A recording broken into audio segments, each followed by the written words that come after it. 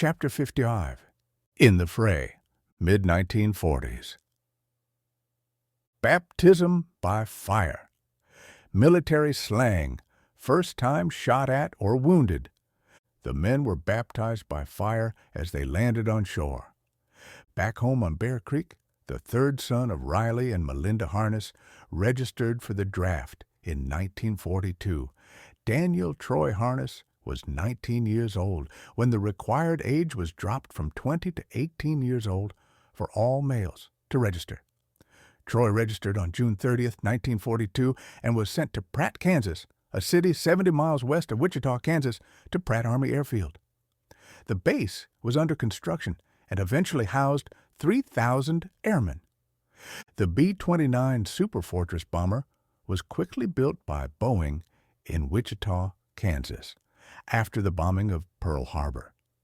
Nearly 4,000 of the bombers were made during the war with the ability to fly long distances and to carry heavy loads of bombs with the crew. It was considered a top-secret project and was prematurely put into service due to the urgency of the war. The first plane arrived at Pratt in August of 1943. Fraught with problems, the planes were being made ahead of troubleshooting their issues. This delayed them from service, and the name Battle of Kansas was given to the orders to have 150 of the planes ready for combat by April 1944. The 58th Bomb Wing was the first B-29 combat wing of World War II and engaged in the first long-range strategic bombardment of the Japanese home islands beginning in March of 1944 from bases in India. A crew of 11 airmen were needed to fly and man the large plane. Troy Harness was trained to load bombs onto the aircraft. A typical 10-man crew using a portable hoist inside the bay opening of the plane would hook cables to a sling around the bomb, then lifted to the bomb rack inside and secured. It took just over an hour to load a plane with 16 500-pound bombs. It was very dangerous work, and accidents did happen. On Easter Sunday of April 1st, 1945, the largest amphibious assault in the Pacific theater of WWF was launched on the island of Okinawa between the mainland of Japan and the Philippines. Navy, Army, and Marines would suffer extensive bloodshed in the eventual victory of capturing the island. Troy remained stateside until the Japanese were driven from the island of Okinawa. Then orders came for him to ship out, and Troy was sent to Seattle, Washington, to be transported by ship to Honolulu, Hawaii. The naval station was where the war with Japan had begun 2 years earlier. Hickam Air Force Base was nearby and was called America's Bridge Across the Pacific. Sergeant Troy Harness was then picked up by another transport ship headed to the recently captured island of Okinawa. Troy worked in the kitchen of the ship, where they tried to serve food to seasick men. Anyone who was not rated as a cook was called a mess crank and served food on the mess deck of ship. The chow hall was rife with rumors called mess deck intelligence about any news from the war. According to Troy, the Japanese signed a total surrender the day after he landed on Okinawa. He later joked, "The Japanese heard our boys from Arkansas were coming after them, and they decided to surrender instead of fight." Once he was ashore in Okinawa, Troy drove a freight truck overland, crossing the island with supplies. He missed combat action in World War II, but did witness the carnage and devastation left by months of bombings and attacks on the bloody island. He said that he saw what was called Suicide Cliff, where Japanese soldiers and Okinawa civilians plunged to their death off high cliffs instead of surrendering to the Americans.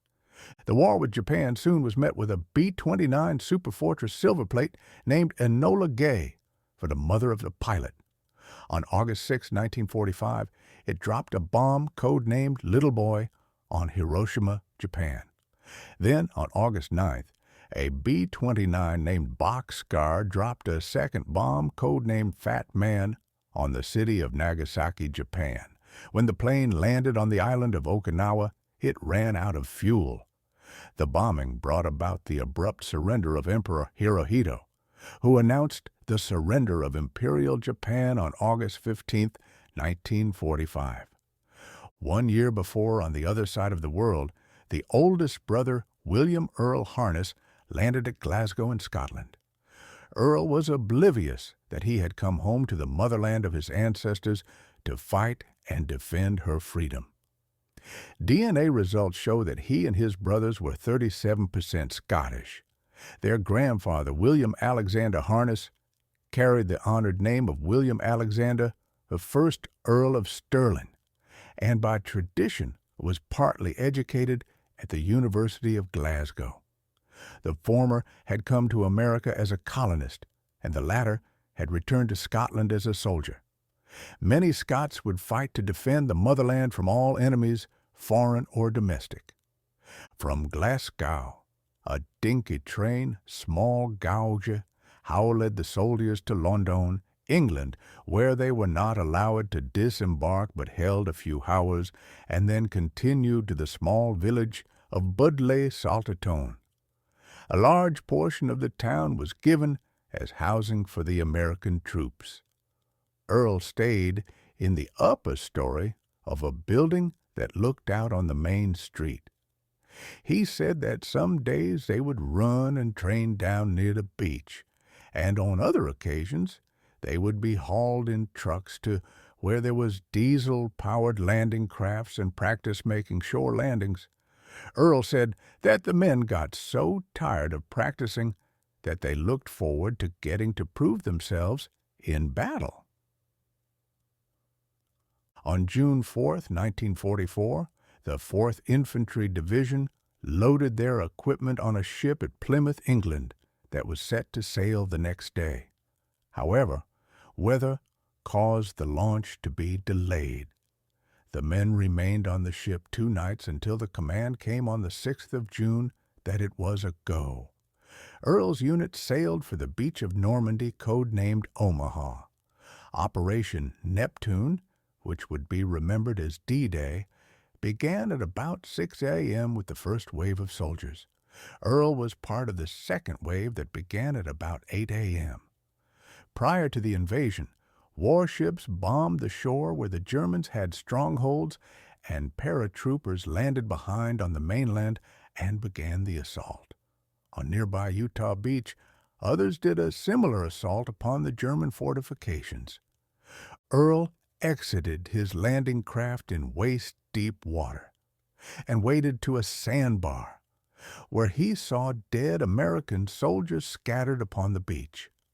Large balloons on cables were anchored along the coast to help prevent any aircraft from strafing the troops with enemy air power. Earl did not see any attempts by aircraft to shell or bomb them. His outfit was able to make progress inland a couple of miles due to the efforts of those ahead of them. The sight of the dead soldiers caused him to lose his appetite for food, and he didn't eat for a while. When he did eat, it was C rations or K rations, and it would be some time before he was able to eat a hot meal. The invading 9th, 79th, and 4th Divisions turned toward Cherbourg, France, in a battle for its seaport. The German resistance was entrenched, yet with heavy bombardment from the Allies. The city fell, but at a cost of 2,800 dead and 3,500 wounded on the Allied side. The battleship USS Arkansas, BB-33, participated in the D-Day landing and the battle for Cherbourg. After 4 days of battle, the Germans surrendered the city and port. In Earl's opinion, the worst was yet to come in the hedgerows of Normandy. Reflection. While all men are exposed to danger every day of life, Earl was seeing the face of danger at every turn. Attending the wounded and dying would be his lot in this terrible war. None of us who would come later ever knew those snapshots he carried in his mind from the beaches of Normandy. He tasted the unsavory saga of the worst war in modern times. Yet no death of any man, but save one, ever changed our destiny. But we do see Jesus, who was made lower than the angels for a little while, now crowned with glory and honor, because he suffered death, so that by the grace of God he might taste death for everyone. Hebrews 2:9.